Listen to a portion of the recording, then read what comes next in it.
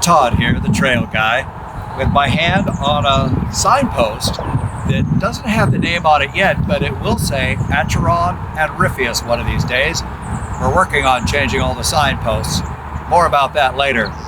But this is at the intersection of Acheron, which goes to Matilda the Bridge, and Ripheus, which provides a second way back to the entrance of Lower Purgatory. In order to make that happen, we had to once again cross Purgatory Creek. So you can see ahead that we made sort of a hardened crossing. Let's take a closer look.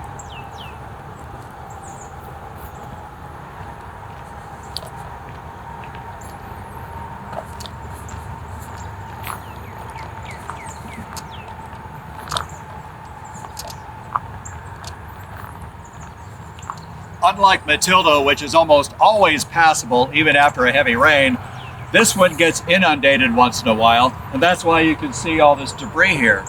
But shortly after it's had a chance to dry, you've got another way to get to the top of the hill and up to the dam in Purgatory. But when we make something like this, we try to use the materials that are on hand. So we carved out a little bit of the mountain behind me, and we used it to build up a crossing. Then we hardened it with some of the cut stone that was up near the entrance that wasn't really performing as it should. And we used the nearby boulders and rocks to harden the sides.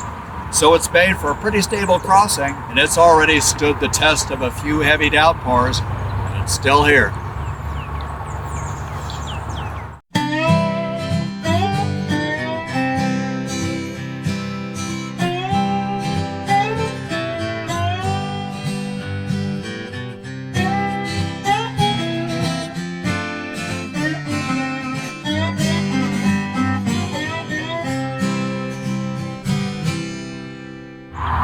So we're at the top of the new section of Ripheus that we created, which is an extension of Ripheus coming off the dam and headed towards the entrance.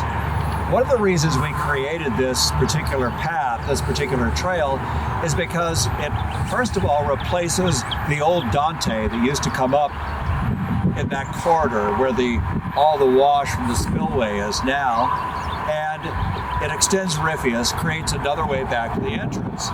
We went through the woods, though, because we wanted a trail that had entrance to it and that would help the water stay off the trail. The old route that people had created on their own was just a straight line that went through some rocky terrain, wasn't very interesting, and wasn't really very good for the watershed. Added too much turbidity to the water. The route that we chose, as we just observed on our hike up, is performing quite well. It's losing water continuously, and it's a much more interesting and a shaded hike up to this point right here. So we've come back down Dante, and that brought us to Matilda, the bridge. It's a great bridge.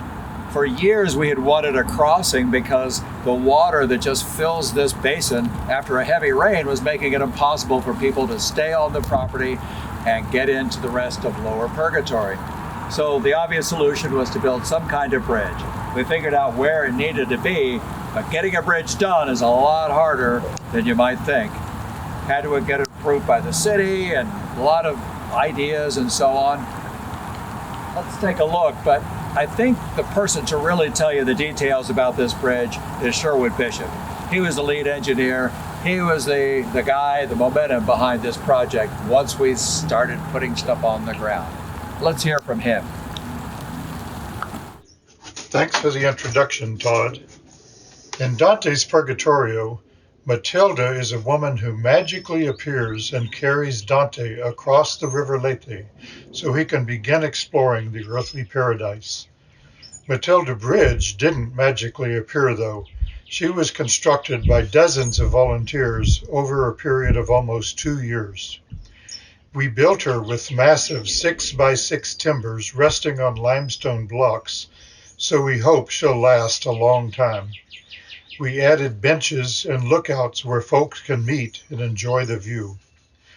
The Leadership San Marcos class of 2020 raised funds for the materials, and the timbers were donated by McCoy's.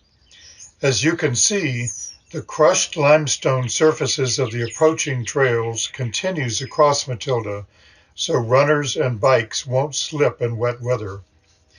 If you visit Matilda, make sure to check out the beautifully woven boulders that support the approaches to the bridge. SMGA, connecting our community to nature, one bridge at a time. Todd Durkis here, and I wanted to let you know about Gray Fox, the final phase. It's a middle phase between one we had done, two sections that we did last year and the year before, and this middle section puts it all together into one great trail, at least the east end of Gray Fox. Behind me, right here in this section that's mottled with some sunlight, is the old route.